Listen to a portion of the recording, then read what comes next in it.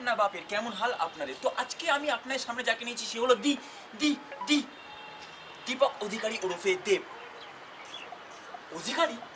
তো প্রথমেই বলি, এই দেব অভিনয় কি করে চান্স পেল, কিভাবে কিভাবে কিভাবে? আরে পাগল, একদিন দেব কলেজে ঢুকছিল তো এমন সময় কলেজের একটা বাঞ্চত ছেলে তাকে র্যাগিং করছিল, আর এমন সময় দেব বলে উঠল। তো এরপরেই দেবের লাইফের আসল কেরিয়ার শুরু। কি কি কি শুনুন।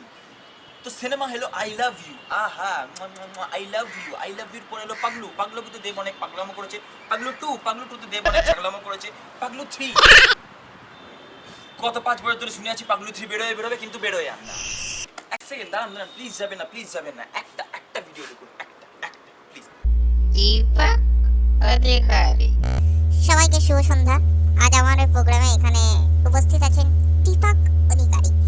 তো স্যার, আপনার কাছে প্রথমেই আমার একটা কোশ্চেন, আপনার নাম দীপক নয় কেন, দীপক কেন?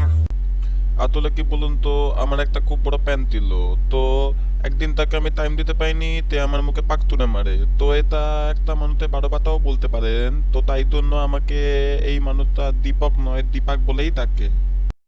সকালে ঘুম থেকে উঠে দেখলাম কোনো এক ব্যক্তি দেবকে নিয়ে এই পোস্টটি করেছেন।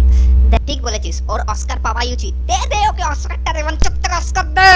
তো ফ্রেন্ডস, আজকের মতো আমরা এখানেই বিদায় নিলাম। তো প্রথম ভিডিওতে তো আমাদের পুরো গাঁটটা মারিয়ে দিয়েছেন আর কি, মানে কোনো কাজ নেই, 107টা ভিউ হয়েছে, কিন্তু কয়েকজন হয়তো ইয়াসের ফ্যান, ওরকম চানবোধ মার্কা পাঞ্চোদের ফ্যান হতে পারে। তবে কিপাটা আজকে আমরা এম করছি আপাতত 50 লাইকসের না, তার থেকে 20 লাইকস কম, 30 লাইকসের এম করছি।